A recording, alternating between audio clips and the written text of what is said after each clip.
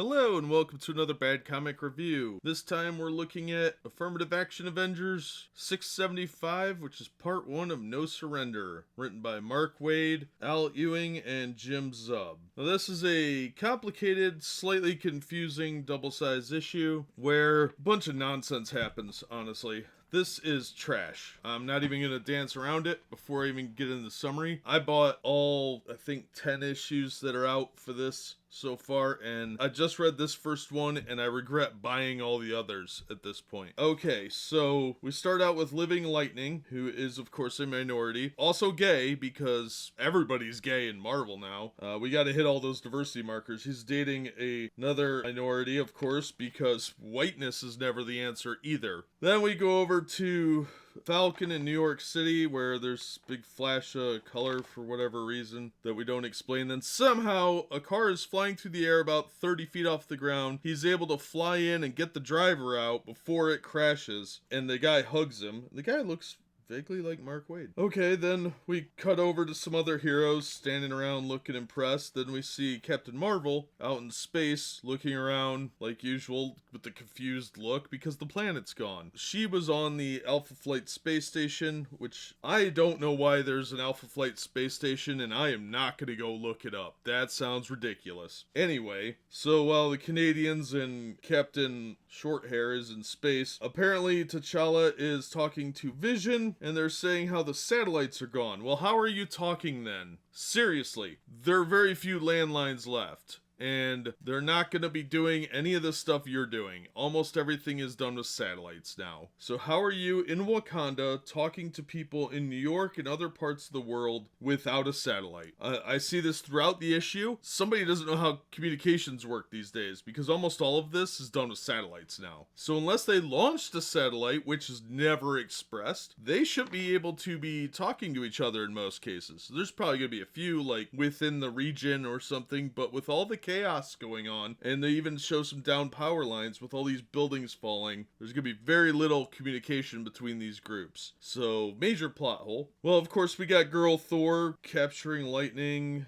Hercules catching the statue of Atlas ball. I'm surprised the earth wasn't flat in this one. That sort of logic would seem to dictate here. Then fake Wasp is hanging out with Jarvis getting some food, and they're trying to save people. Jarvis gets hit with a bunch of stuff. Some other heroes are out West Coast, San Diego, and Rogue picks up a fiberglass boat from the side near the back. Well, you know what? If you lift the rear quarter panel of a vehicle, you don't actually lift the car. The quarter panel will just come off. Just throwing that out there. Realistically, should be under the boat lifting it, not from the side. It would not hold itself under its own weight. Then we're in New Mexico with Red Wolf. Talk about fourth string character. And Hawkeye. So we got some cosplay Hawkeye and Red Wolf rescuing some lady, and there's some live wires nearby, which if they're that close to live wires, they will jump at you because you are a conduit directly to the ground and zap you and kill you. But nope, he uses an EMP arrow to shut it down, which wouldn't do anything. It would just stop it from sparking right there. You have to do that at the transformer.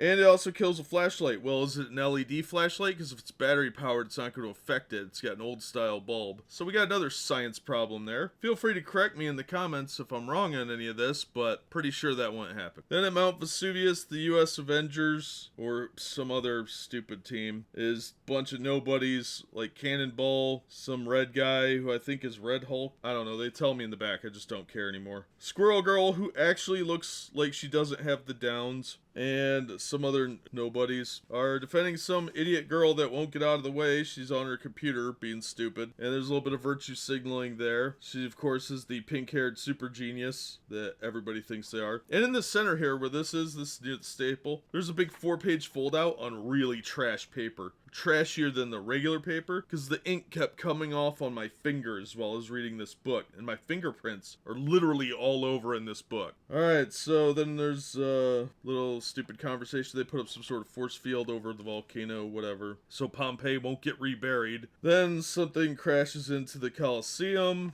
and just before anything interesting can happen, we have to jump over to Washington, D.C. to see Captain America on his communication device, which should be working because there's no GPS satellites. And for some reason, when a bunch of superheroes start freezing in place, Cap's shield also freezes in midair. Doesn't fall to the ground, it just hangs there. Why not? This doesn't make any damn sense. So, alright, so then we get a nice montage of super minority Avengers, and somebody needs to yell affirmative action, Avengers assemble, but they don't. And they all meet in New York City for some reason. Okay, whatever. I guess they can all teleport or something. I don't care anymore. The fake Thor's landing, and Vision is frozen, and Scarlet Witch's only response is, oh no. Okay, then Wasp comes in and tells everybody that Jarvis is injured, and Rogue's like, look, we have 7 billion other people. Jarvis would understand. We have to save the world. And, oh my god, no, how could you say that? I'm an Avenger. Whatever, shut up,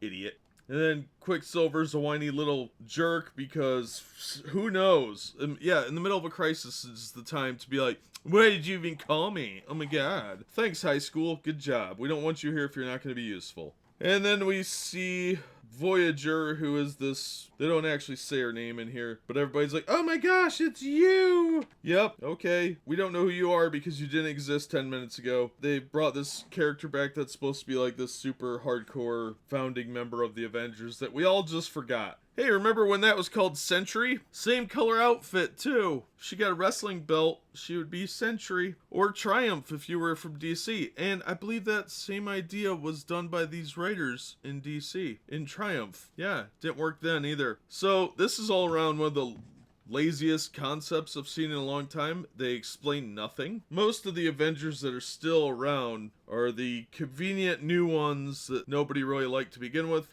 Well, we've got Falcon being Falcon, but he'll probably pick up Captain America's shield at some point, don't worry. We got Lame Wasp, whose book got canceled. Brother Voodoo, who is actually a really cool character back in the 70s and 80s, who I'm sure is terrible now and full of angry black man artistry. We've got Roberto, we've got Girl Thor, we've got Red Guy with sweet porn stash, a bunch of gay characters, and a whole bunch of ladies, because that's how it works now. We gotta have the diversity and say F you to the regular Avengers. It's time for the B string, and in some case the D and F string. They are really dusting off some low-end characters. I saw Wonder Man for like 2 seconds, and he's one of the most powerful characters in Marvel. So I don't know why he's not playing a bigger role in this, but okay, whatever. This was just dumb. Waste of money. Don't pick it up. The art's okay. I cannot say that this was a good book. The art was by Pepe Larraz. Most of the heroes looked fairly good. I don't know who some of these people are. I don't care about others. Like the champions got frozen. They could stay that way. I don't give a crap. I guess that all the other Avengers titles are getting canceled and this became a weekly, and that's why there's so many issues out. I'm gonna read the next issue and try and get that one up today. This was terrible. Just lazy storytelling. They were trying to drag it out. I cannot believe this is gonna be a 20-part event. That is ridiculous. And this is going to drag on way too long. But that'll do it for this one. I'm going to quit before I start ranting more. Thank you so much as always for listening and supporting the channel, and we hope to see you on the next episode.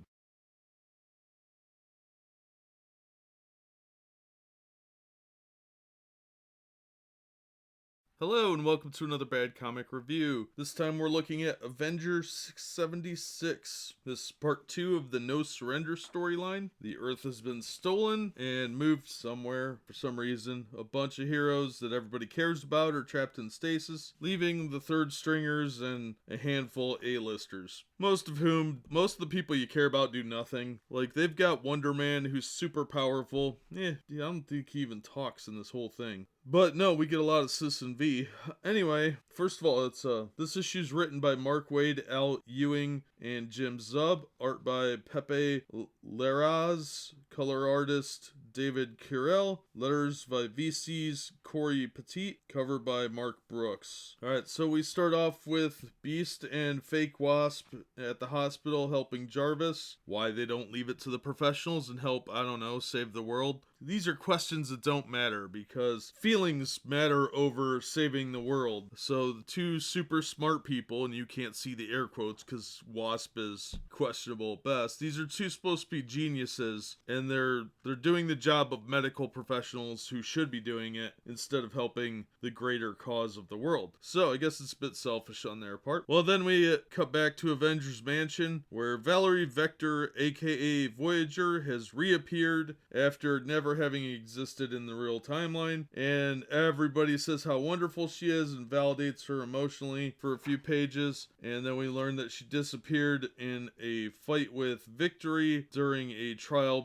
between Kang and Grandmaster. Alright, so she was floating through the world out of phase as a decade passed, and yep, then she says, well, I could lead you, but I'll leave it to these three. And then they go to Rogue, who has like this weird fro going on. I don't know what's going on with her hair. Sam Wilson, Falcon, and DaCosta, Roberto DaCosta, formerly Sunspot, I think, who is now Citizen V. Okay, so we're gonna take a founding member of the Avengers, allegedly. I'm not buying it. And we're going to defer to three sidekicks, effectively.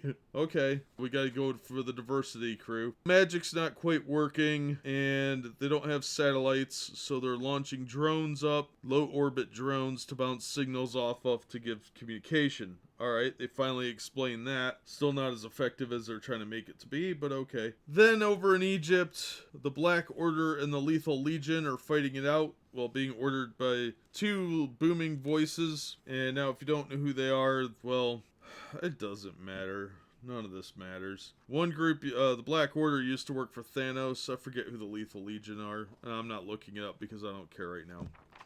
So they're fighting it out, then a break is called, and the Black Order decides that they can't have the Avengers interfering. We cut back over to the Avengers, where they're arguing over tactics, and Citizen V does some man-interrupting to Rogue. Everybody's like, oh my god, we gotta agree. Instead of somebody just taking leadership, like, alright, you're in charge, what are we doing? Nope, they don't know how leadership works in the Avengers. So Sam starts talking to birds, because he's Surface Aquaman, apparently, and we find out that these two members of the Black Order are above the mansion, and kaboom, the mansion gets destroyed again. That's to be continued. Now, on the last page, we get a breakdown of who all the people in the Lethal Legion and Black Order are. That should have been in the front of the book, because the spread where all these guys are is near the front of the book. So instead of making us wait to find out who these characters are, since they're playing a major part in the book, might want to tell us in advance there, guys. This book was okay.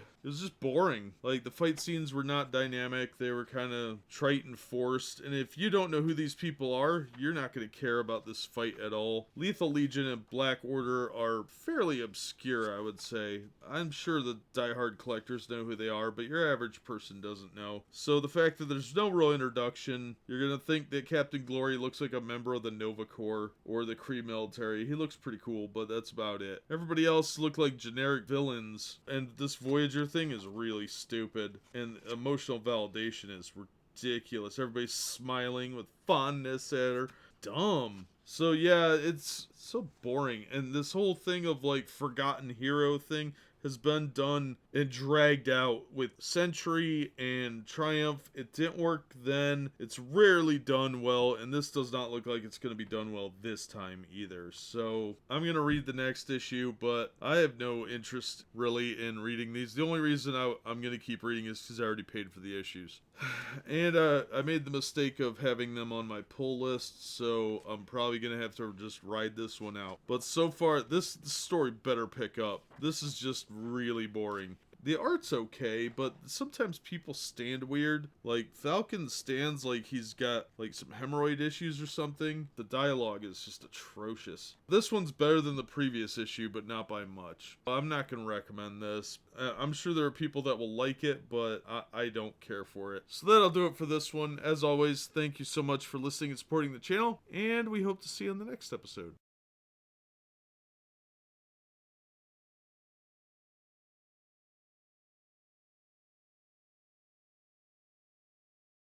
Hello and welcome to another Bad Comic Review. This time we're looking at Avengers number 677 from Marvel. This is part 3 of the No Surrender storyline. Now this one is narrated mostly by Quicksilver.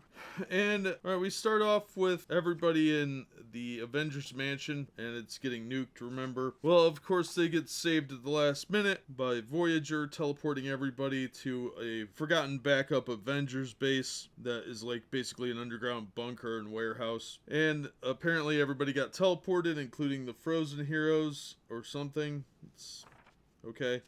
Then we find out the Grandmaster is the one behind this.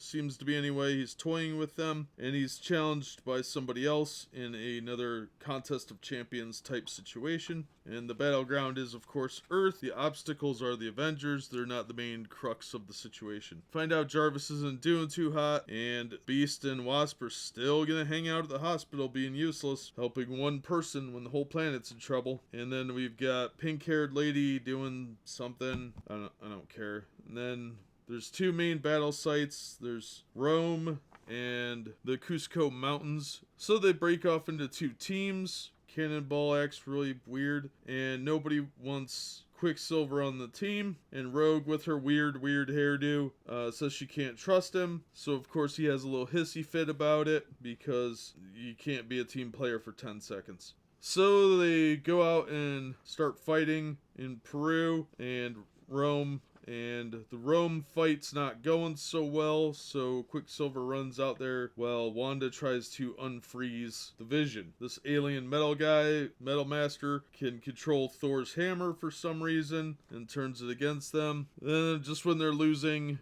Quicksilver shows up to take out almost everybody, and then suddenly he's frozen. And we learn why he's frozen is because whatever Wanda did unfroze the Vision. So apparently there's going to be a set number of heroes frozen. So if they were smart, they'd start unfreezing like Captain America and some of the heavy hitters and start freezing some third stringers. But I don't think that's going to happen. So we see Quicksilver frozen and he's eyeballing these guys. But a minute ago, we were told that the people that are frozen don't seem to be aware that they're frozen in stasis. And yet Quicksilver seems to be. So I don't know how that works, but whatever. Alright, now, one of the problems I have with this issue, overall it's not a bad mid-story issue.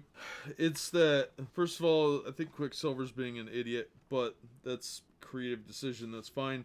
They don't tell you anything about the bad guys other than their names. That little synopsis thing we had in the previous issue really should have been included here too. Now, why is that? Well, because every comic is somebody's first comic, and you need new readers to be caught up to speed, or they're not going to keep buying the book. So if somebody jumps in on part 3, they should be able to at least have a decent idea of what's going on. This doesn't really fill you in that much on why you should care about who any of these aliens are. So other than that, it was an okay issue. It was better than the last issue, and definitely better than the first part. So it looks like it might be picking up a little bit. There were a few little technical things I didn't like the contradiction that suddenly Quicksilver can have awareness when he's frozen when nobody else did. I don't know why you would contradict that within the same issue. That's about halfway through the book. They say that no movement, no sign that they're aware of their current predicament either. So either Brother Voodoo was lying on that page, or less than 10 pages later we're being lied to by Quicksilver being able to sense that. That was something the editor should have caught, but otherwise, this issue definitely was an improvement over the previous one. So I'm hoping this will continue to improve, and we'll get a really good story out of this yet. I don't know if I could recommend this as a storyline yet. I would actually say hold off. So far I'm not overly impressed, especially with Rogue's hairstylist. So I don't know if I would recommend this. It's a better issue than the previous one, but it's not a great issue, and it really didn't feel like it was worth $4. Especially $4 per week, because the books are weekly now. So yeah, I'm gonna hold off on recommendation on this one until I see more of the storyline. But that'll do it for this episode. As always, thank you so much for listening and supporting the channel, and we hope to see you on the next episode.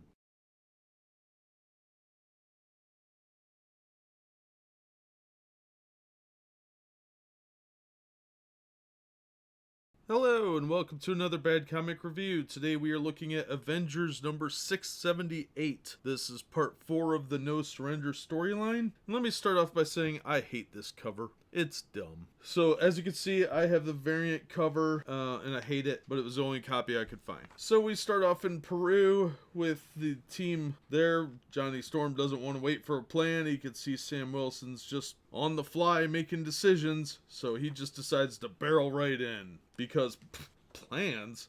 Who needs that when the world is at stake? Then over in Rome, for some reason, the frozen Quicksilver is malleable, unlike other frozen people who are all stuck in the same position. These guys were able to beat the crap out of him, and he's not stuck in one position where they would like bust off limbs or anything. Then Thor and Metal Master are fighting over the hammer. She loses. And yeah, there's some fighting, lots of talking, lots of needless talking. Grandmaster's looking at the thing his team's losing. The Black Order is winning, but he has faith that the Lethal Legion can pull it out. Then we've got Synapse trying to read minds from Ebony Maw, and somebody shouts Avengers observe because that's supposed to be funny. Then Voyager shows up and Cannonball takes a hit to the face first from Thor's hammer, and Voyager shows up and teleports Quicksilver and Cannonball out of there, and she arrives just in time for everybody to figure out what happened with Quicksilver as Vision reverts back to being frozen. Then we're back at the fight, and Girl Thor's fighting one of the brothers. The Black Dwarf jumps up to grab the Cosmic MacGuffin and screams out in pain as he appears to be disintegrated, and a large number 1 appears. I don't know why they're using an earthly number 1 to score things. It is an Arabic numeral, so for some reason the Space Affairs decided to use that as their point system. Okay, so they send Lightning over. Living Lightning is his real name. I'm not going with just simple Lightning, that's generic and stupid. So he rushes over to warn the ones in the team in Peru that touching the MacGuffin will zap them away and kill them, or they think it kills them. It just, we don't know what it really does. So Red Hulk is fighting with some of the others, and there's a lot of talking and fighting, a lot more talking and fighting. So Johnny Storm figures out that the MacGuffin is what they're after, so he goes for it. Red Hulk figures it out too, so he goes for it, and Lightning tries to warn him, and he's kind of going for it too. But Johnny gets there first, screams out in pain, and they yell, "Torch!" And then he disappears. This was a very fast read, and I have to say it was actually a lot better than the previous installments. The same creative team is working on it, by the way. This time, they're actually explaining who people are by saying their names, unlike the last issue where they didn't do that. We've got a little synopsis.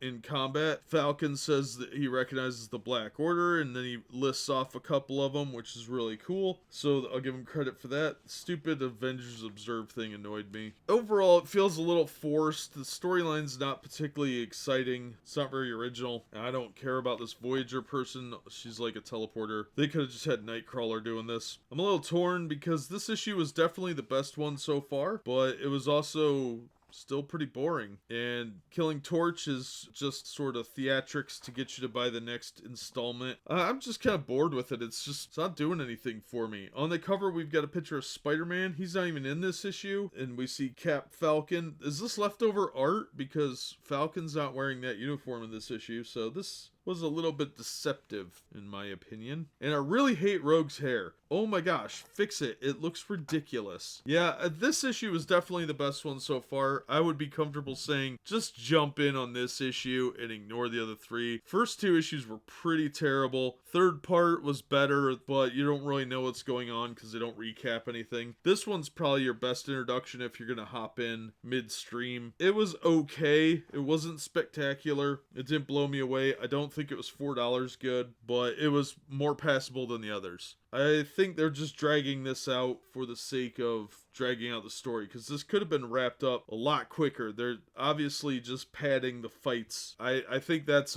a little bit insulting to try and get me to buy more issues when it could have been toned down a little bit. Made the fight scenes a little less exaggerated. It's like watching a Dragon Ball Z episode. You got 10 minutes of guys standing around doing something, making noises and talking to each other. There's way too much talking in these books. so unnecessary for most of it. This issue wasn't as bad because they were kind of filling you in on who people are, which is definitely needed, and last issue could have used a lot more of. But that's my take on this one. I remain unimpressed with the series so far. It's very tepid and not particularly interesting. It does seem to be improving. Hopefully it will continue to do so. But in the meantime, that'll do it for this one. As always, thank you so much for listening and supporting the channel. Be sure and hit like, share, and subscribe, and we hope to see you on the next one.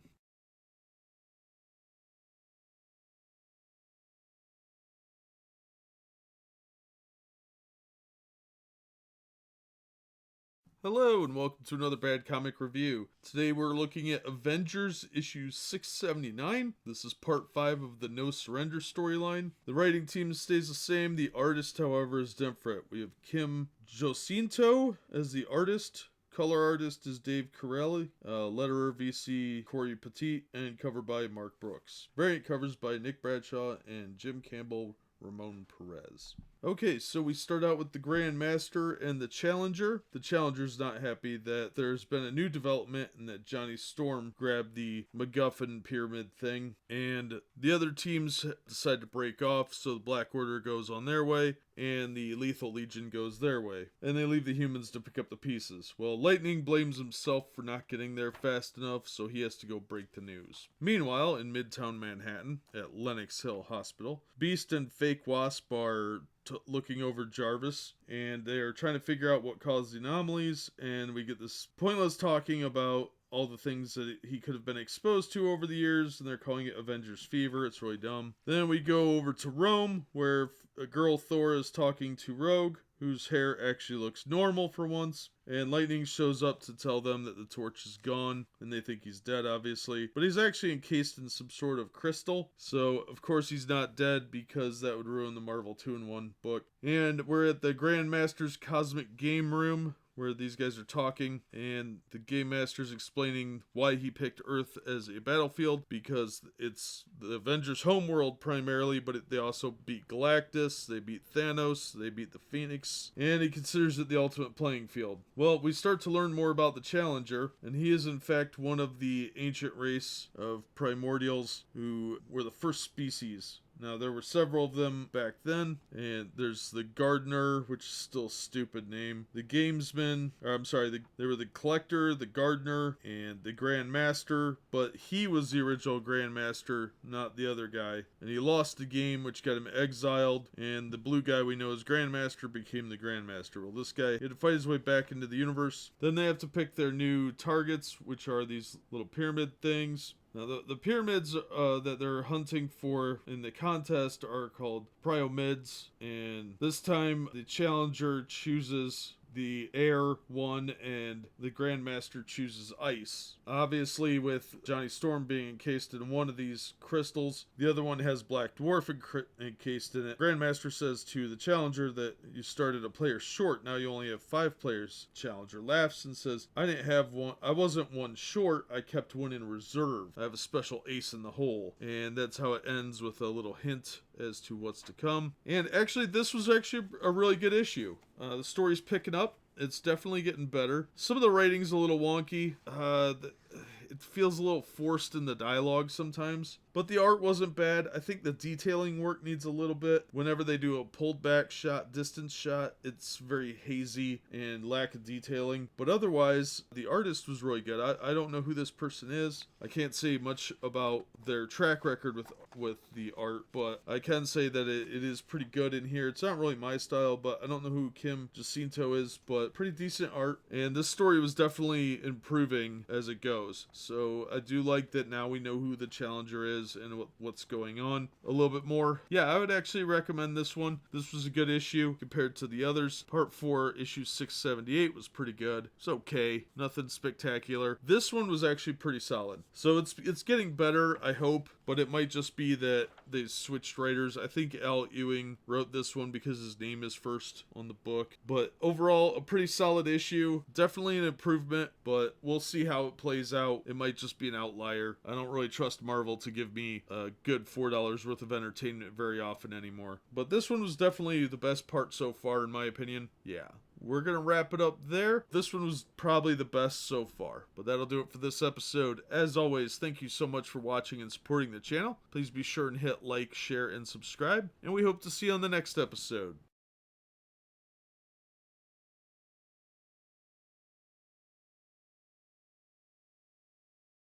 Hello and welcome to another Bad Comic Review. This time we are looking at Avengers No Surrender issue 680. Now we are continuing the No Surrender storyline. Obviously this is part 6 and most of the team has just learned that Johnny Storm disappeared. They think he's dead. And 2 more of the MacGuffin pyramids appeared. One in Antarctica, one at Los Alamos. One of the geniuses, and you can't see the air quotes there, but they're there. She's got the purple hair, of course, because all purple-haired people are super geniuses. She's figuring out the elemental thing. Okay, good job. Way to catch up with the average human being that was paying attention. And everybody's upset. Red Hulk is out of the equation as well. His powers are screwed up because of something Hydra did. I don't care. So he gets swapped out by the Mystics, Brother Voodoo spell apparently, and Scarlet Witch, Brother Voodoo, and what's-his-face join Falcon and his team. Janet Van Dyne shows up too. She apparently got unfrozen when Johnny was taken out. One thing that irritates me is there's this gatefold cover thing advertising different issues. That really is annoying. It's really cheap paper too, so it's going to get really screwed up. So if you're buying this used, you'll want to look at the inside to make sure that both sides of that gatefold are intact. And it's about a third the way in and a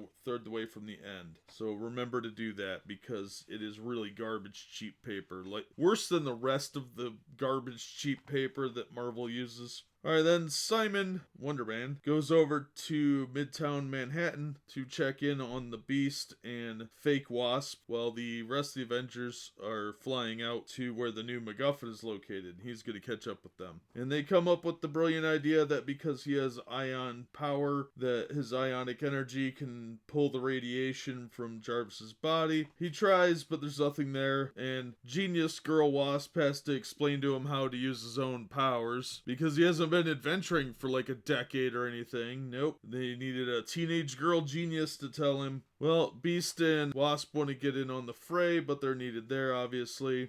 Which, you know, doctors, what are they? Then the issue actually picks up and starts getting pretty good. So we've got the Lethal Legion and the Black Order working it out in the Antarctic, trying to get the MacGuffin. And Rogue, Girl Thor, Voyager made-up character, Hercules, and I think that's Living Lightning, show up to fight them. And Rogue takes power from one of them and puts her fist through him. Looks like he might actually be dead, which, interesting. But she stole his power for a bit, which is pretty cool. And she's got a bloody fist now. But in the end, they end up driving everyone off, at least temporarily. No word on what's going to happen with the MacGuffin, but we do have a little teaser in the back about this rogue player that is in the Challenger's control. And I think we all know who it is, but I'm not going to ruin that one for you. And then at the very, very back, there is a sighting of Wolverine because they have to milk that for everything it's worth. And it's just a 4-panel thing of him walking. It's stupid. Alright, so overall, this issue, the first half could have been condensed down into maybe 5 pages instead of 15. Probably even less than that, honestly. There's just a lot of talking to try and, I don't know, they really need to work on these synopsis pages if they're going to do these major events. Honestly, I think this entire event probably could have been knocked down into 6 or 12 issues and made its own mini-series instead of filtering through a weekly book in the Avengers regular series to kill time until the newest event comes around. But yeah, this issue was okay. I didn't have a big problem with it. It was mostly middle story. The second half of the issue is really where everything kind of picks up and gets good. So I would say it was only okay because the art's a little garbagey. At least I think so. The artist is Kim Jacinto, which it's not bad stylistically. It's just, it doesn't look primetime. It looks more like Dynamite or IDW might have because they tend to highlight some low mid-tier, almost ready for the big leagues books. And I think that's where we're at with this. There's potential there. It's just not being realized. And it needs a little bit of fine-tuning, especially in the like neck and jaw department. Like Wonder Man looks kind of like he might be a little special needs in a lot of scenes. Otherwise, it's written by Al Ewing, Jim Zub, and Mark Waid, and it shows that there is a lot of mediocrity, but the fight scene near the end does definitely pick it up, and that's actually pretty well done when Rogue and the team show up. So everything in the Antarctic, which is 2 or 3 pages after the middle of the book, then yeah, I would say it gets good then, but this issue's kind of a mixed bag. So I would say if you're already reading this series, it's okay. It's not a good jumping on point though. So that'll do it for this one. As always, thank you so much for listening and supporting the channel. Be sure and hit like, share, and subscribe, and we hope to see you on the next one.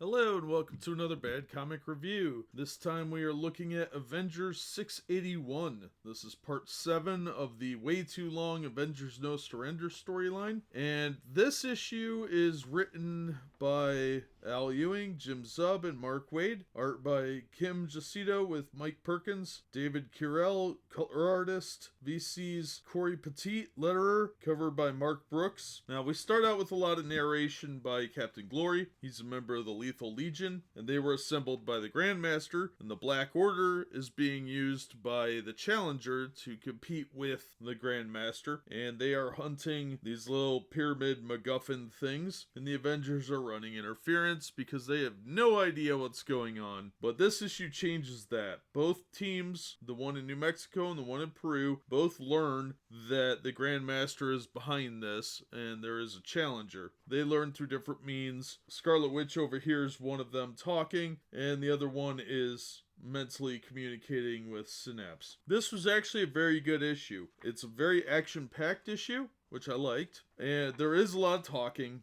I don't know why everything is so wordy these days, but we do learn Valerie Vector's origin story and some of her supposed involvement in founding the Avengers because they needed that. And there's a lot of shenanigans going on. There's so many characters, it's really difficult to explain every single one because they all take place within the span of a few panels. But the Lethal Legion does end up getting the Triforce, the Pyramid. Well, they're about to when the cavalry shows up, and that's Hawkeye and Red Wolf. So they didn't score, but it's looking like the Avengers might be in some trouble, although they do know now that it is a contest and that the planet Earth will be thrown in the cosmic dustbin, as they say, when the game is over. So they have to protect this thing at every possible second. And at the end, of course, we have the final page is about the secret competitor, and it's definitely confirmed who it is now. I'm not going to ruin that for you if you haven't been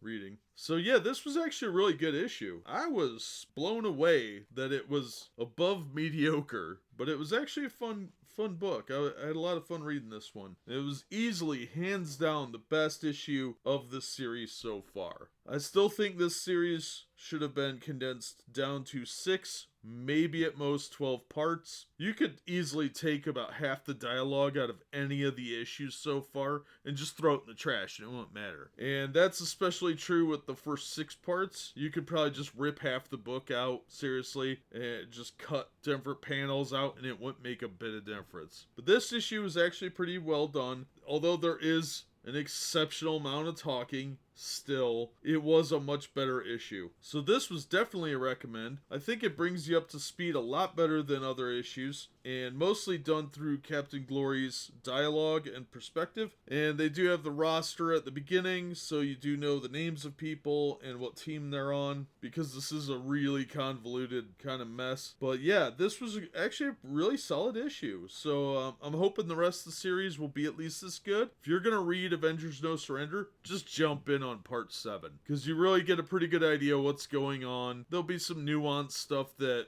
I mean, it's pretty irrelevant, honestly. I'm sure they'll repeat it 4 or 5 times like they have been. So I'm gonna recommend this one and say that this was actually a pretty good read, and it actually filled me in quite nicely. A lot of the nonsense is kind of taken out, but still way too wordy. Overall, pretty cool.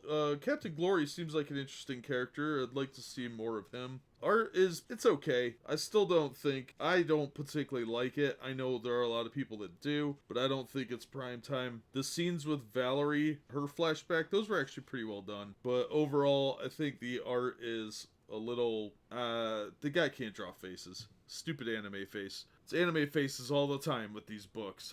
I hate that. Anyway, that rant aside, that'll do it for this episode. As always, thank you so much for listening, supporting the channel, and we hope to see you on the next one.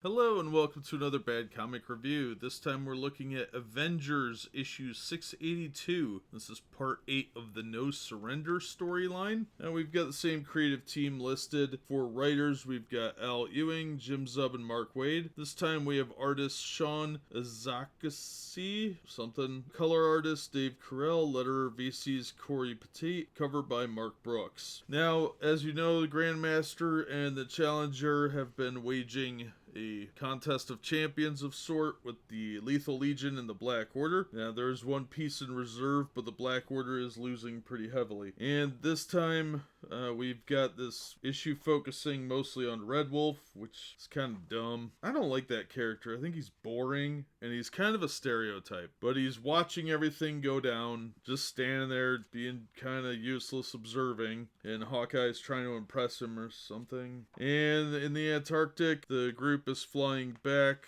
They've got the last of the Lethal Legion as hostages, and Living Lightning is going back to headquarters to get a Quinjet or something. That's really all they do. And then in Manhattan, we have Dr. McCoy and Fake Wasp hanging out with Jarvis and violating medical ethics.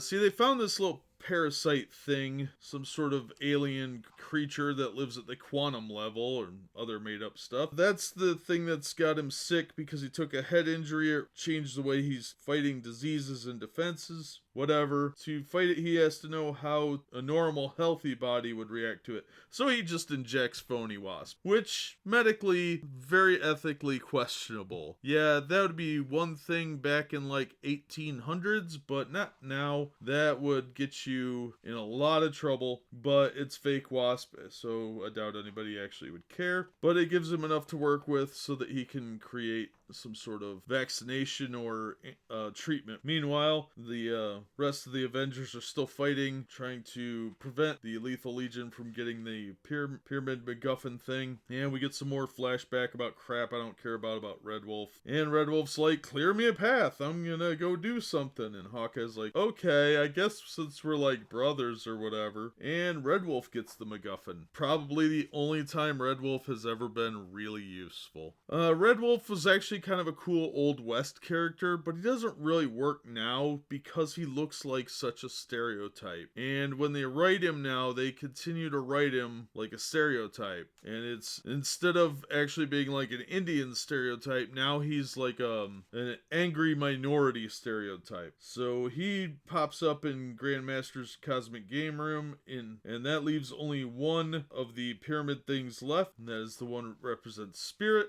The Grandmaster drops it right in the hospital where McCoy and Fake Wasp are. Jarvis wakes up saying it's a lie, and then passes out and flatlines, just as the reserve piece is fully revealed. If you don't know who that is by now, well, you'll have to read the book, because I'm not going to ruin that for you.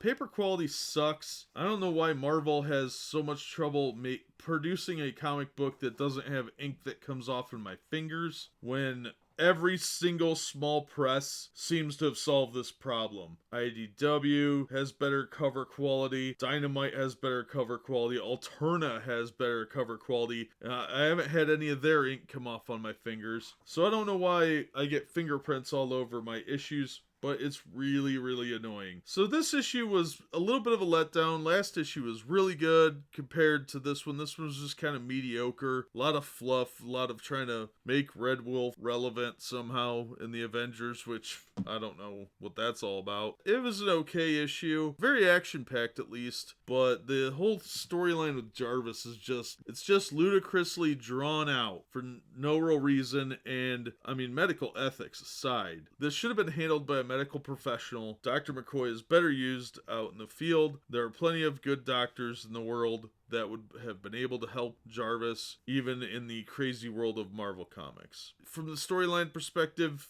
a little bit did happen in here, but aside from the big reveal at the end of the book, it was fairly forgettable. So I'd say it's a mild recommendation. But that'll do it for me. As always, thank you so much for listening and supporting the channel, and we hope to see you on the next episode.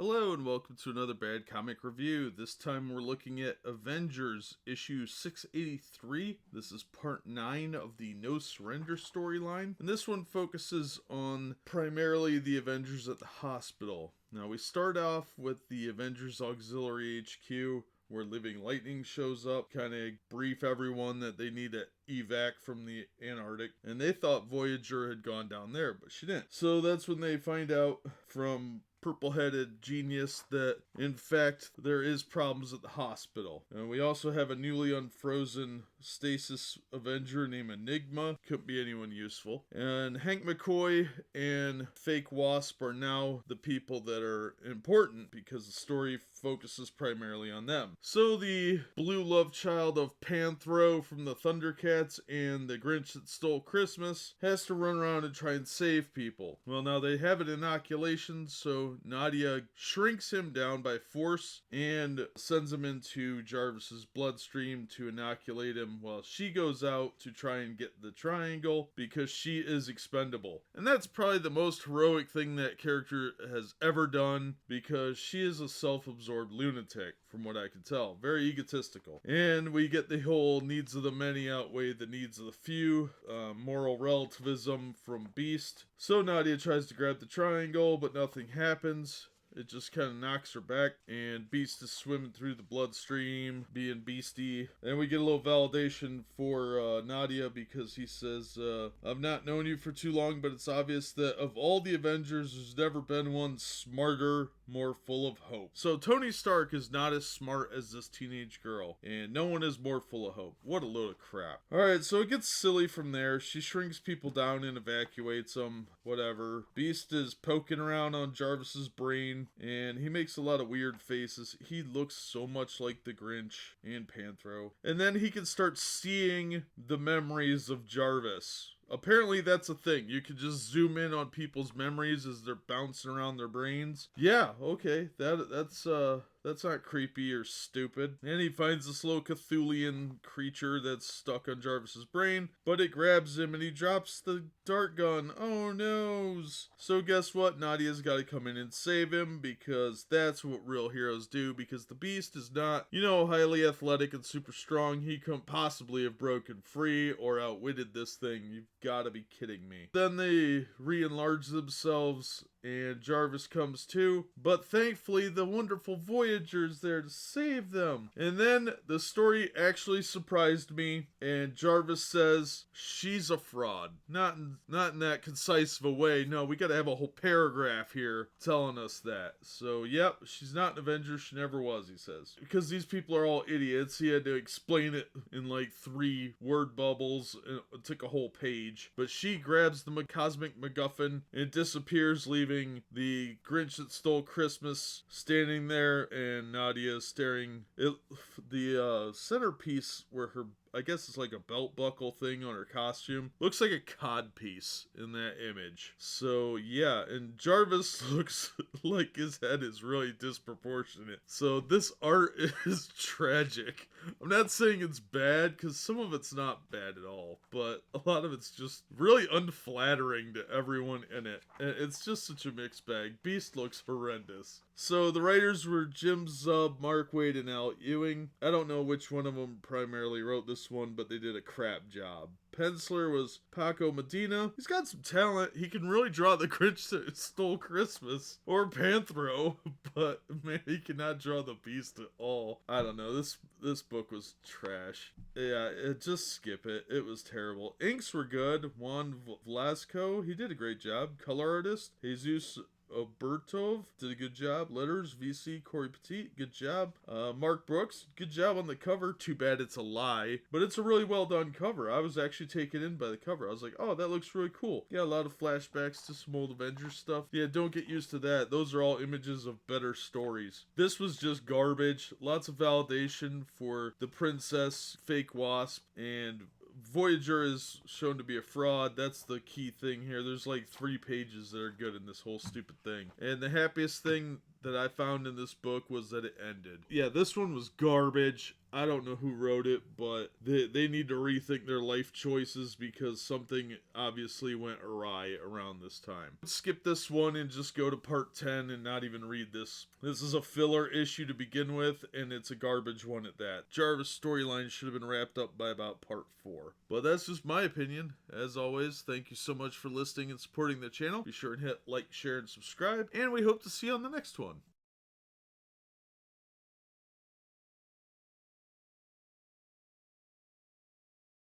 Okay, kids, it's retcon time. Hello, and welcome to another bad comic review. This time we're looking at Avengers issue 684, part 10 of No Surrender. And as you can see from the cover, the Hulk's back. Well, page 1 is almost entirely black. Why? Because they're too lazy to draw what happened. It's a flashback sequence of the Hulk becoming irradiated with the gamma bomb from Hulk issue 1. And you know that because of what they're saying, it's him and Rick Jones, but they don't really tell you who the other guy is, even though everybody should know who Rick Jones is, perpetual sidekick. Nope, it's just some lazy black page with a green square at the bottom.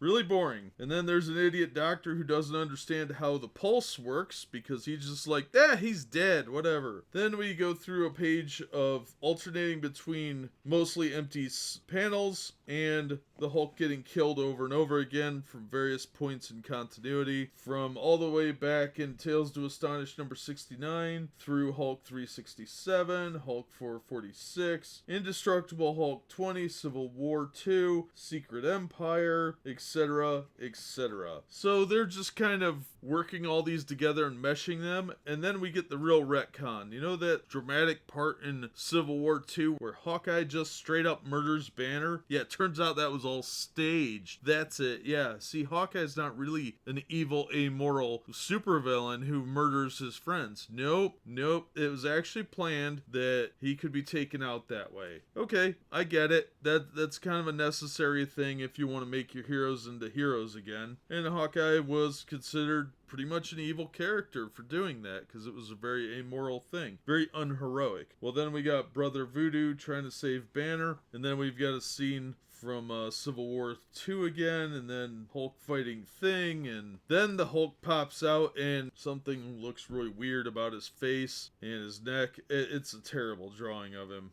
I know it's supposed to be really dynamic, but it just looks like garbage because his head looks weird. So this is written by Jim Zub, Mark Waid, and Al Ewing. Pencils by Paco Medina and Joe Bennett. Inks by Juan Velasco and Rui Jose. Color artists Jesus Brutov and Maury Hollowell. Letter VC Corey Pitt. Cover by Mark Brooks. Now Hulk is under the control of the Challenger, but it turns out that Grandmaster has some plans of his own, which we'll get to in a moment. Meanwhile, back at the hospital, the love child of Panthro and the Grinch that Stole Christmas is hanging out with Jarvis and Fake Wasp, and Fake Wasp boobs look really saggy for her age, so she should probably get that looked at. Then we're back over at Avengers Auxiliary Headquarters, where we waste some more time, and they stick Squirrel Girl in the infirmary with Vision. Yay! She's still frozen, nobody cares. Voyager shows up with the Cosmic MacGuffin and locks herself in a room. And we actually learn her real origin. She did her research, there really was a Professor Arthur Vector, and that provided good background if anybody checked her out. But she's actually the Grandmaster's daughter. And it goes through saying how she's manipulated people, how she got her powers, and how she was going rogue on Grandmaster. And he didn't care for that. Meanwhile, the Hulk is out and about, beating the crap out of everyone. He breaks the spine of Captain Glory and probably killed him. It's unclear whether or not Captain Glory and the other Lethal Legion are dead, but it sure looks that way. It's off panel, so whatever happened, we'll probably never know until later on when they find the bodies. But it's not listed in this issue. So the Hulk is at the door of the Avengers bunker, and he breaks through the door, rips apart Enigma's armor, and knocks her aside, knocking her helmet off. She's some blonde woman, I have no idea who that character is, but she's probably dead. Then he knocks Cannonball into Quicksilver, and Quicksilver's injured in the ribs. Living Lightning gives everything, but does nothing. And that leaves it down to the final person that might be able to stop him, and that's Red Hulk wearing the Iron Patriot armor, or at least parts of it. So that's where we end for the week.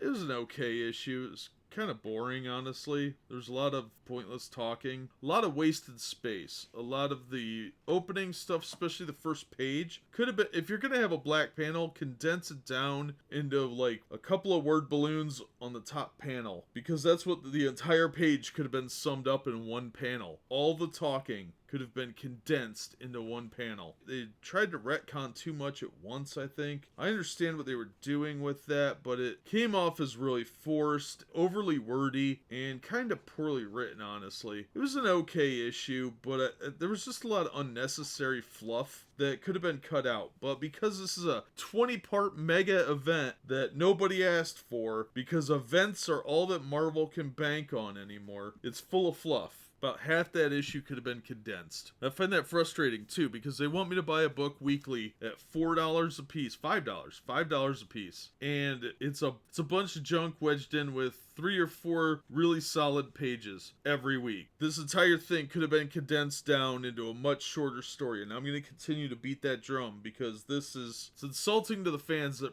they're paying $4 and $5 per issue for subpar work so that they can drag out yet another marketing scam. Now, I understand that this was probably approved before C.B. Cebulski stepped in, but he could have said, no, we're going to shrink the timeline down, release the new series sooner, or have a month off, or whatever, or have it go bi-weekly. This weekly stuff is nonsense. It is clearly starting to drag. There were already problems in the first 9 parts of this that really could have been that were extraneous material that could have been cut out, or issues that were entirely disposable. And now it's just getting worse because they're having to drag this out further and further. So yeah, I think this is at best a 12-part story.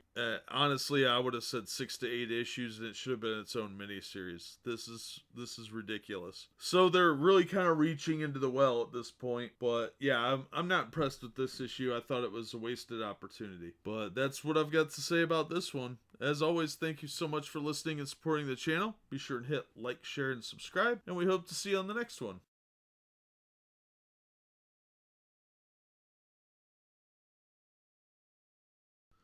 Hello, and welcome to another Bad Comic Review. Today we are looking at Avengers issue 685. This is part 11 of the No Surrender storyline. The one that seems to go on and on and on. This issue was written by Jim Zub, Mark Waid, and Al Ewing. Pencils by Paco Medina. Inker by Juan Velasco. Color artist was Jesus Abertov. Letterer was VC's Corey Petit. Cover by Mark Brooks. I do like the cover on this one. I thought it's pretty cool. It's kind of unrealistic, but pretty cool nonetheless. So obviously you're seeing Red Hulk in the Iron Patriot armor, but we start off with some snippets to fill us in on what's going on with the Grandmaster and the Challenger, and the last 2 members of the Lethal Legion. So now the Hulk is making short work of pretty much everybody. Sam Guthrie's down, Quicksilver's down, and Living Lightning's down, and Red Hulk is in the Iron Patriot armor getting his butt kicked. Like, he is taking a serious beating. And he's giving as good as he can, and he's doing a pretty good job, but suddenly his Hulk powers seem to just sort of go. And he turns back into immortal. We pause there, and we jump back inside, where Wonder Man is powering up into his ionic energy form, which he may not be able to bring back his physical body, apparently. That's a storyline I missed, but it was very brave of him to do that, and he takes off. Well, Wanda tries to work her magic and use the same hex magic that she did before, but in reverse, to freeze Brother Voodoo and free one of the other heroes. Now, Brother Voodoo's not going to be much help against the Hulk, but Vision is. So she swaps him out for Vision, and Vision gets his butt kicked. While Vision is fighting the Hulk, and he starts off doing pretty well. Quicksilver, wounded with broken ribs, is able to rescue the General and I, Ikua, whatever her name is, the chick from Enigma that wears the Enigma suit. He manages to save them, but he collapses on the floor, so he's out of the game. The General's down for the count. He's all beat to crap and exhausted, but not dead, just worn out. The Enigma suit appears to be completely destroyed, what they call a pod, so they're going to have to salvage the parts that they can in a last-ditch effort. But the Vision fight with the Hulk is actually really good, and it goes for a while. Voyager's watching the whole thing through some sort of scrying device, while Living Lightning is waking up Sam. So Cannonball's sort of back in the game. And when Vision drops, everyone is thrown off, because he was kind of their best hope. And the Hulk just crushes him right in the head, and he is down for the count, which frees Brother Voodoo back up, and Scarlet Witch is like, uh-oh. That's when the last two members of Challenger's team shows up, and the Lethal Legion's two remaining members are back in play, and Cannonball and Living Lightning have to try and stop them. That fight is not going as well as it could, but old purple-haired gender studies patriot shows up with Enigma to try and use what's left of the pod Enigma armor, which has apparently a really stupid origin, because it was grown by the planet itself. That's stupid. I'm not familiar with that character. The outfit looks really cool, but the origin sounds ridiculous. But they're doing what they can too, and suddenly, just when they're about to lose, there's a flash of purple light. The Hulk is even caught off guard, and Wonder Man is in the game, and that's where the issue ends. This was a great issue, actually. I was really impressed. I was intrigued the whole time. It really captivated my attention. Lots and lots of action, but what really, really sold it for me was there is a lot less of the pointless talking. There's still some of it in here, more than I generally would care for, but it's really made up for with the heavy dose of action. And that actually made me say, so far, this is probably the best issue in the series. So it's weird. I don't know which one of the guys is writing this book. I think it might be Jim Zub. But every couple of issues, well, every few issues, someone does a good job. And I don't know really who it is, because it is kind of a team effort, but somebody is doing a better job than the others, with way less SJW nonsense, validation, that sort of thing, and way less pointless talking, but they could still trim out quite a bit of the talking, and not saying anything. But overall, this was a great issue. It was easily my favorite one so far, I think, and it really actually made the heroes look heroic. They were brave in the face of what is almost certain death with the Hulk and the Lethal Legion, and they're just fighting to protecting Voyager and the MacGuffin. Even though Voyager may be an enemy, they still need to keep everyone from getting the little pyramid thingy, and they're fighting the Hulk, who apparently does not have the brain of Banner in there, although he did speak for the first time in this one. He said mindless, which was the first coherent word he said, but that was actually really cool. It was a pretty terrifying event for everyone involved, especially watching Vision drop. You could really get a sense of tension. So I was really excited to read this issue. I highly recommend reading this one. Hopefully it'll continue to be this good. There are still a lot of parts to go, and it's really hit and miss. But this was a good issue. I recommend it, but that'll do it for this episode. As always, thank you so much for listening and supporting the channel, and be sure and hit like and subscribe so you don't miss an episode, and we'll see you on the next one.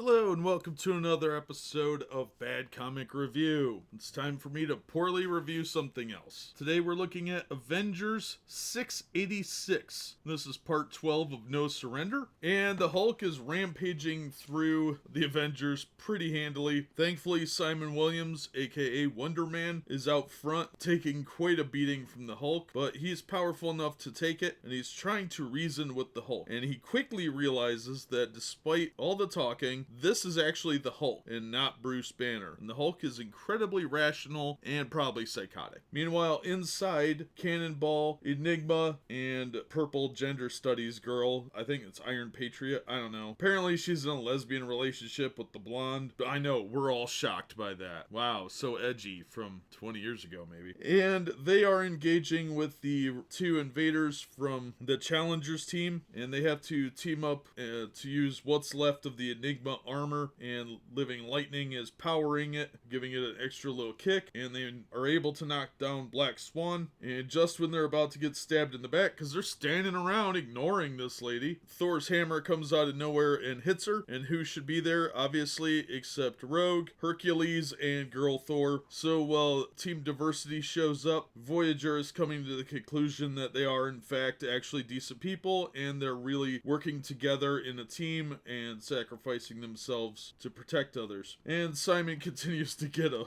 beat down, but Hercules and fake Thor show up to attack the Hulk. Just when Simon was starting to make progress with actually talking to him, they show up and act with their fists. Even Rogue shows up, but she can't absorb all the craziness out of him because it is just the Hulk. She's only absorbing some of his power, and that's when Simon makes a really good point as to how the Hulk is being played, and the Hulk gets really mad and he changes the rules, let's say. Now, this is a stunning defeat for the Challenger, and Grandmaster's gloating, saying that he, quote, both overestimated and underestimated his final playing piece. Well, with the rules changed, the Hulk changes back into Banner, and the Grandmaster gets exposed for cheating when his daughter tells the Avengers the truth, and the Challenger is very unhappy about that. Grandmaster says, well, I was just making use of things and moving the pieces around, like he did nothing wrong. And the issue ends with Challenger blasting him right in the gut, possibly killing the Grandmaster, although I doubt it. But it is a good cliffhanger ending. So that's where the issue ends. Now, the team that brought this to us was Jim Zub, Mark Waid, and Al Ewing. Penciler was Paco Medina. Inker was Juan Velasco. The color artist was Jesus Abertov. Letterer was VC's Corey Petit. Cover by Mark Brooks. I really liked the cover. Thought it was really cool. Overall, the art wasn't too bad. This guy cannot draw faces to save his life, though. But it was passable. It was better than some of the other issues, honestly. Either that or I'm just getting, like, acclimated to the mediocrity of it all. It really is more anime style than I care for. I don't think it's primetime art. I think it's indie level book, maybe second, third tier company work, IDW, Dynamite, things like that. But there is a lot of potential there. I really like the cover. The cover artist does a good job with this one. And overall, it was a pretty good issue. I was actually impressed. It was a pretty coherent story. There were a few things that annoyed me about it. Hercules talks about himself in third person. I always find that annoying. And Simon whining about everybody responding with their fists first. That's not true in Avengers history. They do try and talk to people. They do not always fly in with their fists first. And when they do, it's usually for a reason. So I take issue with that level of condescension and lecturing and moralizing. I think that Simon Williams, of all people, would know better because they didn't kill him when they had the chance when he was a villain. Overall, a pretty good issue. I really liked the story in this one. I was impressed. So yeah, this would be a recommend from me. That's about all I got, so that's going to do it for this episode. As always, thank you so much for listening and supporting the channel. Be sure to hit the subscribe button so that you never miss an episode, and we hope to see you on the next one.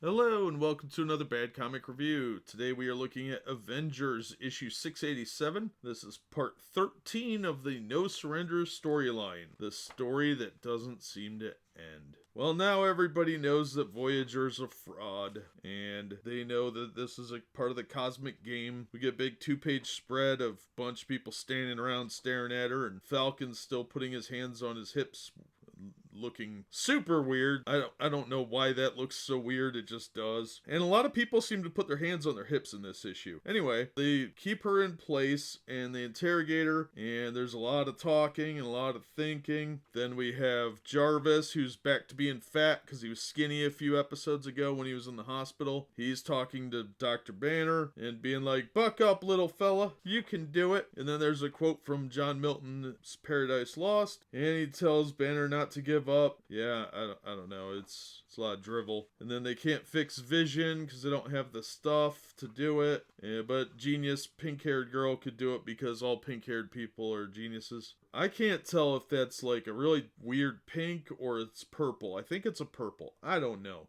It's stupid looking, whatever it is. There's some more talking. Quicksilver's hurt still, but him and Synapse have to have a long, boring conversation. And he sees the little blue thing again, and he knows that it's what's keeping everybody in stasis somehow. But he knows if he catches it, then he could probably free everyone. Then we get some more talk about the Elders and some more background on Grandmaster, which would have been nice, I don't know, 10 issues ago. Voyager kind of fills them all in on what's going on behind the scenes that we pretty well figured out by now. Meanwhile, the Challenger's upset. He wants a victory still. He wants to be able to declare victory, and he can't. So he's going to throw a fit and destroy the pieces in the playing field. I don't know how that makes it better, but okay. I guess we're using 5-year-old's logic. Maybe he wants to flip over a Monopoly board while he's at it. Alright, so everything starts going crazy on Earth. You know, there's big tidal waves destroying nameless cities, towers getting destroyed. There's some other crap going on, and Beast, who still looks weird, is like, "Oh my gosh, we gotta do something." Then the Challenger shows up, and it's too late. It's time for a purge. This issue was a waste of time. Oh my gosh. It was really just fluff through the entire thing. Lots and lots of fluff. A lot of talking, a lot of emotional validation, a lot of senseless backstory that should have been filtered in throughout the storyline or put in way earlier. So this was just padding for the mega epic event that they needed to sell more books of. And for $4, I felt really cheated. But we do get a little preview of the Jason Aaron Ed McGuinness cover of Avengers 1, and it looks awful. I've never been a big Ed McGuinness fan. I think his art style is horrifically childish, and it really looks like some bad Saturday morning kids show. And this looks pretty terrible. The cast looks fine. I don't have a problem with any of the characters, but why does She-Hulk look like she's transitioning? Is it really Tony Stark Iron Man, or is it Riri Williams? We've got new Ghost Rider. I kind of like the look of him, so I'm okay with that, but I still think Ed McGuinness will make him look stupid. And we got Black Panther, Captain Marvel, we've got Thor, and Captain America. Anyway, this issue was written by Mark Waid, Al Ewing, and Jim Zub. Pencils by Paco Medina. Inks by Juan Velasco. Color artists Jesus Bertov and Federico Blee. Letters by VC's Corey Petit. Cover by Mark Brooks. I do like Mark Brooks's covers. This one's kind of a creepy cover. It's very nightmarish, but it was a good cover. Colors were fine. Pretty vibrant in a lot of scenes, actually. And the lettering was fine, but the art was pretty trashy. It looked really rushed. I don't know why Falcon's face seems to change every couple scenes, but he looks like Urkel in one panel. The issue looked really rushed. Parts of it looked pretty good, other parts look horrible. Like Voyager looked pretty good in this big 2-page spread, but some of the background characters look like garbage. Like the Beast looks stupid. Falcon looks stupid on that one. And everybody looked posed. It looked like he put a bunch of action figures up, posed them, and then drew them them all. So I had a problem with that. The scene with Jarvis and Banner looked awful. That was terrible. Like I said, Jarvis looked like he gained 10 pounds. No, Jarvis looked like he gained 50 pounds between this issue and like half a dozen issues ago. So I don't understand that. And their facial structure changes from scene to scene. It's really distracting and annoying. And Wonder Man, I swear, this artist makes Wonder Man look like he's got the downs. I'm gonna say that this was a big miss. It's just fluffy padding that you could do without, and it adds nothing to the story, really. But that'll do it for this one. As always, thank you so much for listening and supporting the channel. If you like what we're doing here, hit the like button and consider subscribing, and we hope to see you on the next one.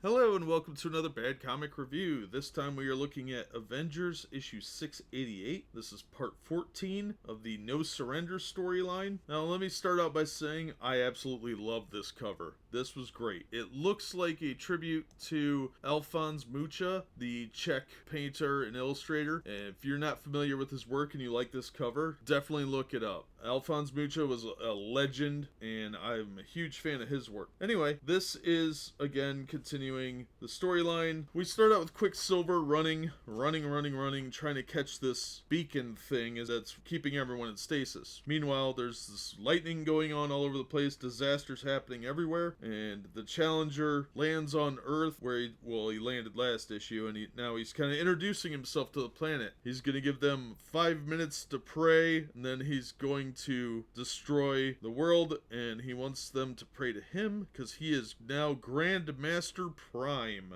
as he calls himself, which I think he could have come up with something a little better. Okay, he's an elder of the universe. That's not exactly super original, but I get the point. So anyway, we cut back over, and there's a lot of talking. Grandmaster Prime is standing outside of Avengers Mansion looking at the statue that's out there, and he mocks the Hulk. And that's a mistake because the Hulk was there and hits the crap out of him. And that does not make Prime happy. He knocks Hulk away. Meanwhile, up in the Cosmic Game Room, we have Voyager and Girl Thor, Hercules, Sunspot, and purple-haired Genius Lady, who is, of course, going to tell them how this machine works. And the machine is so stupid. It's like a 1960s Batman contraption. And of course they have to turn this wheel while shooting it full of energy, which conveniently they brought the right team for that job. So Living Lightning, who's also there, I forgot him, he's gonna zap Thor's hammer, and Girl Thor's gonna channel that into the MacGuffin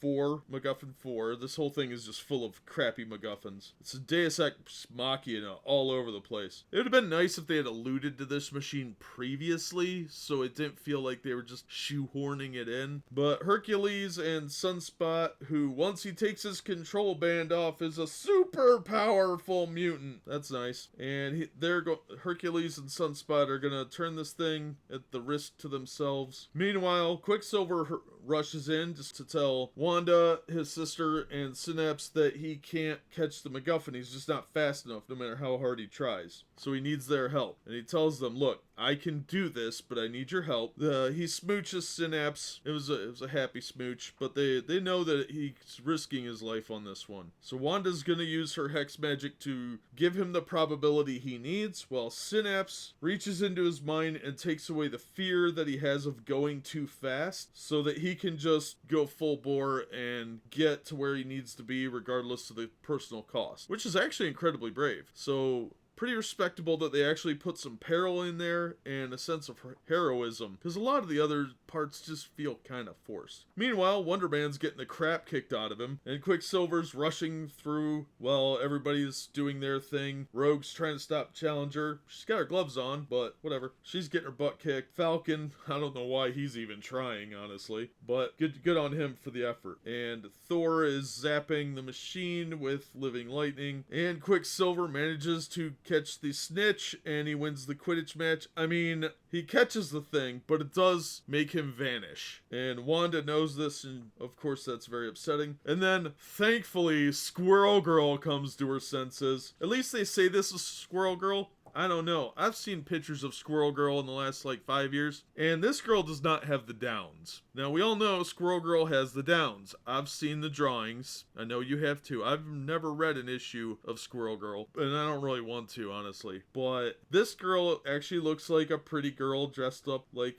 a cosplaying weirdo. So she's back in action, and apparently so is everyone else. And then Voyager has to immediately become a member of the team, despite her lying to everyone, betraying them, and tampering with their memories. And that's all forgiven. So she immediately assigns herself the role of Avenger and says, anyone who calls themselves an Avenger, we assemble, and she teleports everybody, and it's to be continued. So, yeah. Now, interestingly, a lot of the people that are Avengers that are actually fairly powerful are not even in this storyline. Like, if you're gonna pull all the Avengers in, you should pull everyone. Like, where's Black Knight? Where is Darkhawk? Where is Rage? Where are all the other third string low tier guys that are fairly powerful? Rage is really strong. Darkhawk has pretty good assortment of weaponry. Where's Nova? Like I said, there's a ton of Avengers that are not even showing up. Like, if it were me, I'd be calling everybody. I know the Earth is displaced, but they should have some ability to send for help. Even just from people that are on Earth. I'm sure there were other Avengers they could have pulled into this that they didn't, that nobody just thought to use. Yeah, that's how the issue ends. It was actually a pretty good issue. I can't complain too much. I thought the situations were a bit dumb, but the Quicksilver story was actually pretty good. The whole thing with this stupid machine in Grandmaster's chambers, that was really pretty hackneyed, and it was pretty desperate too. And since everyone's unfrozen now, I would really explain the situation to all the villains too, because you could really use like the Wrecking Crew right now, or even the Sinister Six to help you out, and that would go a long way, I assure you, because you get the Absorbing Man and Crusher and some of the other guys in on this. They could be really helping out, and you have a vested interest, even as a supervillain, to be helping out when the whole planet's in jeopardy by this psychotic elder of the universe. Like, seriously, I'm pretty sure you could talk the Absorbing Man into it. Be like, look, we'll talk to the DA about erasing some of your past if you want to, help us out with saving the planet. I'm sure we could arrange a presidential pardon. I'm pretty sure some supervillains would come on board and help out, at least until the situation is resolved. But nobody seems to consider those options. Parts of it were kind of stupid, but I would still recommend this issue, and the cover's awesome. This one was written by Mark Waid, Al Ewing, and Jim Zub. Art by Kim Jacinto and Stefano Casilli. Color artist was David Carell. Letters by VC's Corey Petit. Cover by Mark Brooks. Like I said, I really love the cover. I would actually get a full-size poster of this. Even though War Machine and Iron Man aren't even in this issue. Really, the Vision isn't either. But it's a fantastic cover, and I hope he does more covers like this, because I really like the style. The art was overall pretty decent. Hulk looked a little weird a few times, and guys still can't draw mouths. Yeah, check it out if you get a chance. It's a pretty decent addition to the story overall. But that'll do it for me. As always, thank you so much for listening and supporting the channel. If you like what we're doing here, please be sure and hit like and subscribe. It really helps us out. And we hope to see you on the next one.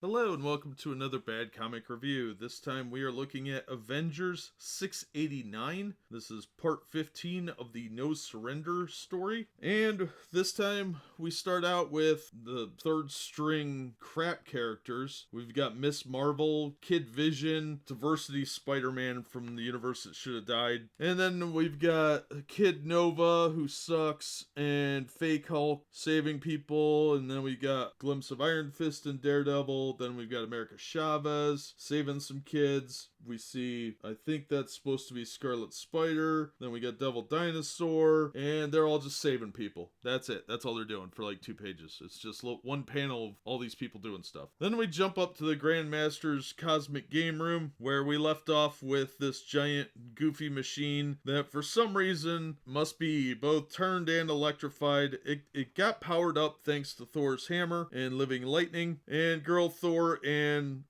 Captain Gender Studies Patriot compatriot sit around and talk while the guys are doing some heavy lifting, and eventually Girl Thor decides to help out. Meanwhile, the Grandmaster shows back up. Apparently he's not dead, despite the giant blast to the chest that showed his ribs. So don't know how that happened. Never explained as far as I could tell. Living Lightning decides that he's got to go at least follow and see what's going on, see if he can distract him. Grandmaster's gonna abandon ship and get the heck out of there and let Grandmaster Prime cool off and then challenge him again to another game. He doesn't give a care at all about the planet, so they've got to stabilize the planet and figure out a way to beam it home, but they have to keep this machine running first. So everybody is throwing what they can at Grandmaster Prime and getting nowhere. Their tactic is basically just head-on assault. That seems to be the entire plan. Nice work, guys. Nice work. That's some genius thinking there. It's mostly a bunch of, like, second stringers that probably shouldn't be fighting a villain this big. It is okay to regroup, you know, and wait till you get some reinforcements. Like, call in the X-Men, too. Colossus might stand a chance, as opposed to Falcon. Come on, dude. So, Beast jumps up and slashes at his face? Okay, well, the guy's gonna kill Voyager, and he says, "Who do you think you are?" Well, then Falcon's like, "She's one of us!" So to join the Avengers, your requirement is to tamper with their minds, basically be part of a crime wave of planetary abduction, then decide that, maybe the Avengers are cool, and then you're just right in the club. Alright, that's some high-quality standards you got there, guys. Good vetting system. So then Janet Van Dyne throws some MacGuffin arrows to Hawkeye, and they're called nano acid arrows. He shoots them. Yeah, it's dumb. They don't really do anything. The Grandmaster, meanwhile, is about to abandon ship, leaving Red Wolf and Human Torch trapped in these crystal things. And Miguel's big plan is to challenge the Grandmaster to a game of poker. Yeah, Hold'em. He's gonna play Hold'em with the guy. Seriously, that's the plan for getting our heroes back. And he's not playing for the other two people that are locked in. Like, that's real heroic, dude. You're not even gonna try and free the other people that were encased in crystal. No, just your friends. Okay, well, I get it.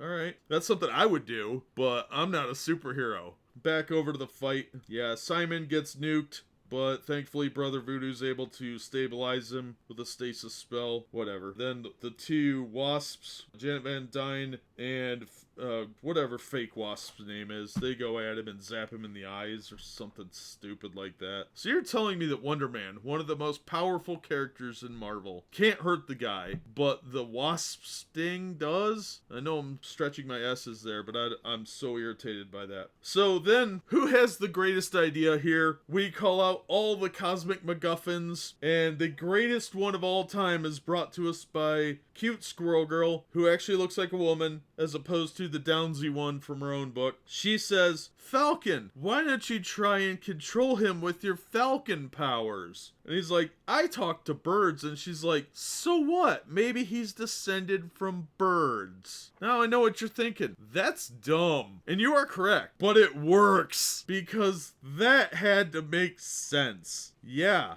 So Synapse uses that as a doorway to go through the mind of Falcon, who is seeing through the eyes of Grandmaster Prime, who apparently is descended from birds somehow. Okay, I don't want to know. I don't want to know the weird lineage of who's doing what with chickens in the past, but I can draw my own conclusions, and they're all really gross. So Squirrel Girl was like, "Oh, you're going for his pain centers. Okay, I was gonna suggest having a conversation." Yeah, because talking has worked real well with this psycho. Anyway, so they succeeded, and Squirrel Girl kicks him in the face. Okay, whatever. And he's like, "Yeah, you've succeeded in irritating me." Okay, and somehow a lot of these characters aren't dead, because a lot of them are just kind of normal people. So Living Lightning is playing cards, and they're raising the stakes. He bets his life for the planet, and then he raises it one step further, knowing that this guy can alter memories somehow. Apparently that's a new power he's developed. I don't remember him ever having that, but whatever. He says that Grandmaster can erase all memory of him, and only like one D-list failure would ever remember him, some loser, and he would be totally wiped out if he loses this card game. Grandmaster has a pretty good hand. He's got two kings.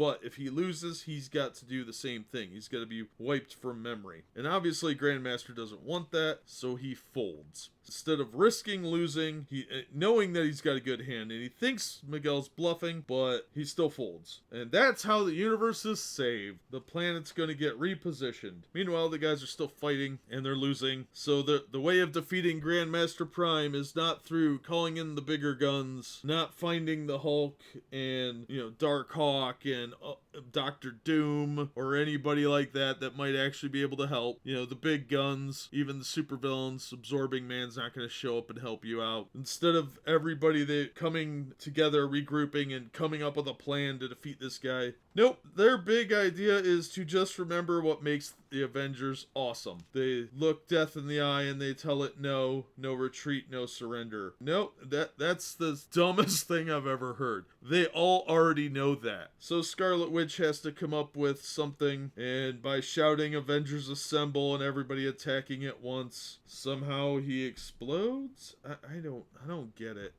Apparently Avengers Assemble are magic words, and I guess they channel everybody's chi or some crap, and he blows up. I didn't really understand it. And suddenly the Earth Boom reappears in front of Carol Danvers, who's like, oh, Earth's back. Time to be a space fascist again. So Captain Marvel is celebrating. We get like a brief scene of some poorly drawn Sasquatch and the rest of Alpha Flight. They didn't do anything. They didn't even try and find them. It doesn't look like. They were in issue 1 and now they're in part 15, whatever. And they didn't really do a bit of anything to try and find everybody. No calling the Kree for help or calling any spacefaring friends they might have, like the Nova Corps. I'm sure Richard Rider's out there somewhere, the Guardians of the Galaxy. Hey, all points bulletin, we're trying to find Earth. It's a planet and it's lost. Can you help us find it? Nope, none of that happened. They were all just like, it'll come back. It does this all the time. It wanders off. It's just the Earth. It's silly. So that was it. And then the second to last page, we see Colossus and Kitty Pryde standing around holding some random little black kid. I don't know where they were during all of this. I understand rescuing civilians is important, but so is stopping Grandmaster Prime, and a plan would have been great. Seriously, where was Emma Frost? Where were all the psychics? Where was Jean Grey? Where were all these Omega level mutants that are always being bragged about? Where's Iceman? He's supposed to be really powerful now. This conclusion was awful. It was dumb. It didn't make a lot of sense, and I'm pretty sure whoever wrote it, which I think was Mark Waid, was super duper high when they wrote it, because it's very disjointed, and a lot of the people that should have been helping out in New York that were probably natives of New York. I know Darkhawk lives in New York. He could have helped out. Where was he? This would have been the greatest opportunity to reintroduce some characters that haven't been seen in a while, if only to help out with the scene. This could have been a big event with a lot of different Avengers just wailing on this guy, even if they're just peripherally involved and not saying anything. They're just attacking and hitting this guy constantly from all sides, and it would have been more interesting, I think. Instead, we get scenes with Squirrel Girl kicking the guy. Like,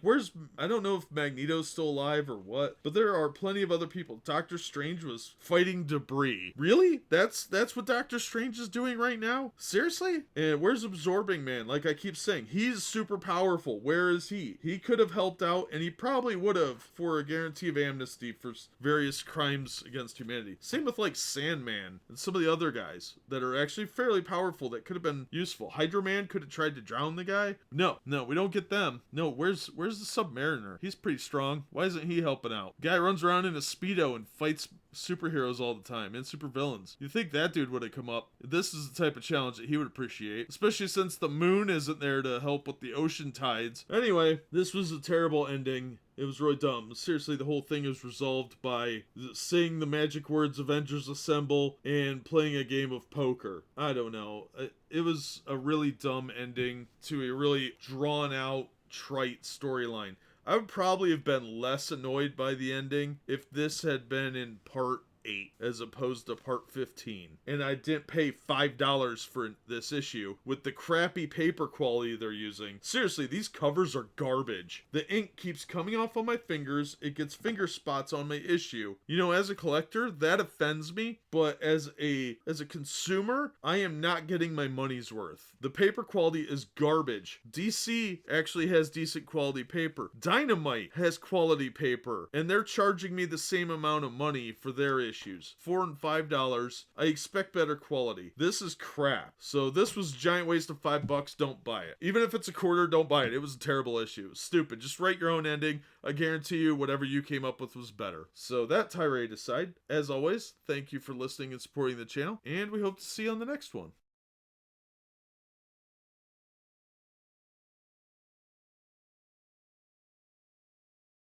Hello and welcome to another Bad Comic Review. This time we are looking at Avengers issue 690, part 16 of No Surrender. And this is actually just an epilogue. The story ended last issue.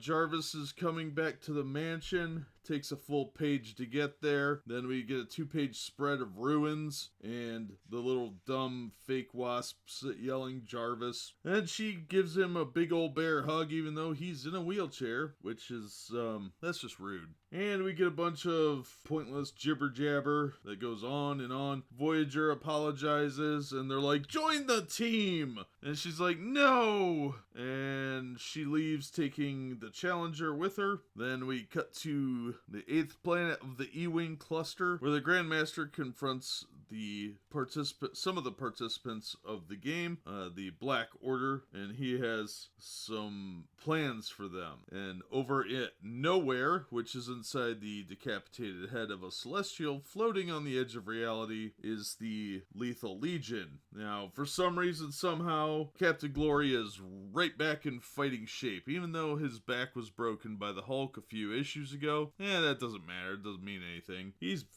fine. Well, they decide they're all gonna stick together and form a team of some kind because none of them can really go home, or some of them don't have homes to go to. Meanwhile, in Texas, Living Lightning is hanging out with Red Wolf and they decide they're gonna have team ups or something. And then we cut over to the Avengers Auxiliary HQ, and we've got these little blurbs underneath the locations, and they start out kind of simple, like the place where the Black Order are is the Wide Desert. Then we got Nowhere, where they're in Allah's bar. Then in Texas, where just your standard issue warehouse turned lair. And now we're in Avengers Auxiliary HQ, now with decent tools, man. This is atrocious writing. The genius purple hair girl is fixing the Vision while chatting on the phone with Roberto, who apparently, aside from having all these amazing powers, when he uses his powers without the headband, it shaves years off his life, and he's going back to his roots and not gonna be an Avenger anymore. So he's going back to being Citizen X. Okay, I don't know what that means, and honestly, I don't care. Then in Central Park, we've got Wanda Maximoff and Brother Voodoo tracking down Synapse, and they say, we think Quicksilver's alive, and we're going to go dimension hopping to find him because he went faster than the bounds of physical reality or something. Yeah, he tapped into the Speed Force, okay? That's what they're getting at. So there's a Flash knockoff in the making, and there's supposed to be a one-shot coming. I'll check that out, because I like Quicksilver, and hopefully that'll be good. Then we cut back over to the ruins of the X-Mansion where everybody's just standing around and Falcon's got his hands on his girly hips again. And Wonder Man's like, alright, I should get going. And Hercules is like, no, you have to come party with the gods because you've distracted the Hulk. Falcon has to tell Girl Thor that, don't break Wonder Man. Falcon does not get an invite, probably because of racism. But Hercules, Wonder Man, and Thor,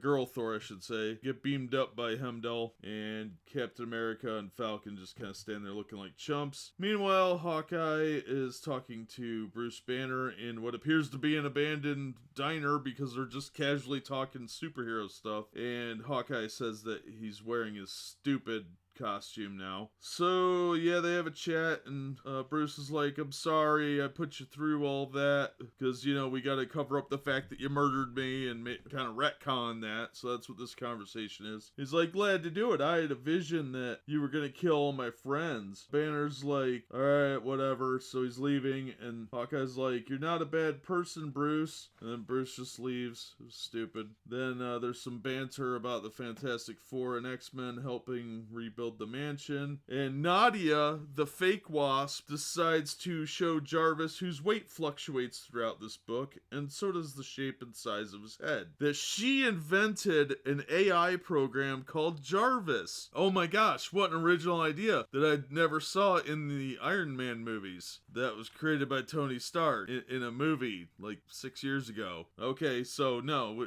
another unoriginal idea converted over and stolen by some teenage girl who's a quote genius. Okay, you're right. Nobody will ever notice that one, guys. Stupid. Then they reveal this statue that looks amazingly top heavy and has no real structural support for most of the top row. So that's doomed to fail and probably going to crush some people. Then there's some advertisements. Apparently next week Avengers issue 1 comes out with some terrible art. Then Quicksilver No Surrender comes out in May. So they're going to drag this out. Oh, it's written by Solid and Ahmed. So that's going to be garbage. Then the Immortal Hulk. And then we have an epilogue, which I almost ignored. And it's kind of a lead in to the new Avengers book. And it's just Challenger talking to Voyager.